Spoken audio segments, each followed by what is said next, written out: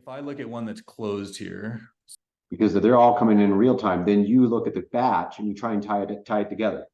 yep. And so a closed batch is nice because everything's done. And what our logic is that we bring in the sales and the refunds in real time. And at the end, we true up the journal entries so everything's perfect. This disbursement batch record, first balance piece right here, it says, okay, here's what the Amazon batch total, this is what Amazon's reporting, 31,054 cents. This is a calculated field that's just summing everything that's hitting that account in this disbursement batch. And so because those numbers are the same, I don't have a discrepancy here. And I can see that all my cash sales and all my refunds and all my journal entries add up to whatever Amazon's paying me. Do you create this batch record waiting for it to come in before it arrives, anticipating it, growing and linking then these transactions? Yep, we leave it open, and when it's open, you're constantly adding transactions to it. And then when it reaches a closed state, then we can see like, okay, we've got everything in here. So they've linked the journal entry that they actually brought the funds in from Amazon, and they can see I got paid on this journal entry the correct amount. So now they've tied in from all three angles. Now let's say, okay, now let's do our due diligence and just check in, make sure everything matches. I can see just here summary, on the 12th, I had 108 cash sales. It was this total amount. And these numbers tie to the file that they can download from Amazon. So when they filter to orders, it sums up to this cash sale amount. We even give you this nice little summary here of this is how much fees total were associated with this fee type. This is awesome.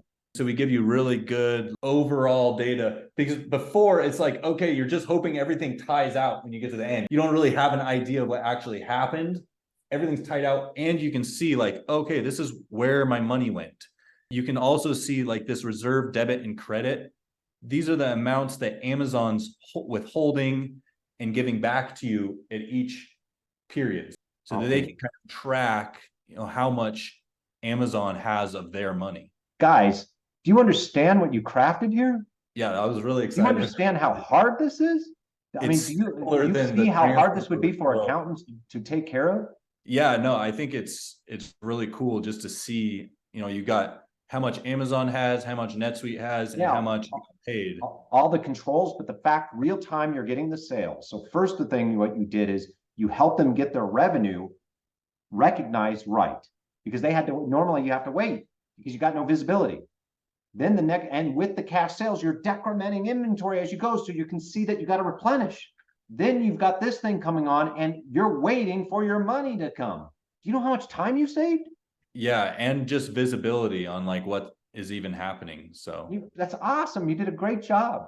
Cool. Yeah, thank you. I think the last thing I'll show you, Marty, here that's powerful. So this one, it starts on August 29th and ends on September 12th. And the way that we normally do this is we only capture cash sales and refunds until the very last day of the batch, and then we get all the other stuff so that it's perfect.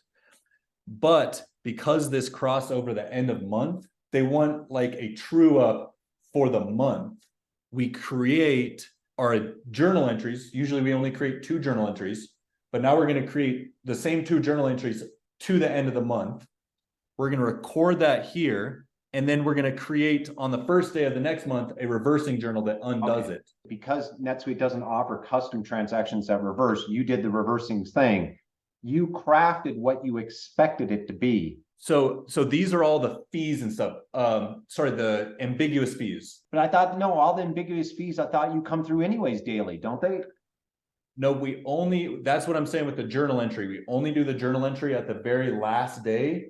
Because the numbers are kind of shifting around. The refunds and the cash sales come in daily and you record those. Yep. These ones come in as custom transactions. You're accumulating as they go, and then you hit this accrual thing at the end of the month. Yep. This one, like the transactions are accruing in Amazon, but we don't even look at them unless it's the end of the month or the end of the batch. If it's the end of the month, we do this reversing journal.